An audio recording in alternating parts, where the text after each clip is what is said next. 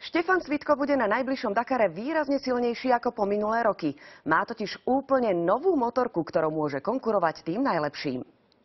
Nového tátoša Svitko prvýkrát otestoval práve pred našou kamerou. Oproti starým strojom má obrovskú výhodu, revolučné vstrekovanie benzínu do motora. Tam sa elektricky vyrovnáva benzín so vzduchom, takže tá motorka bude mať väčší výkon aj v tých nadmorských výškach. Veľa etáp Dakaru prechádzajú jazdci až 3500 metrov nad morom. Tam boli doteraz Svitkovi súperi oveľa rýchlejší. Obiehali ma jazdci hlavne na maximálke možno aj o 30 km viac.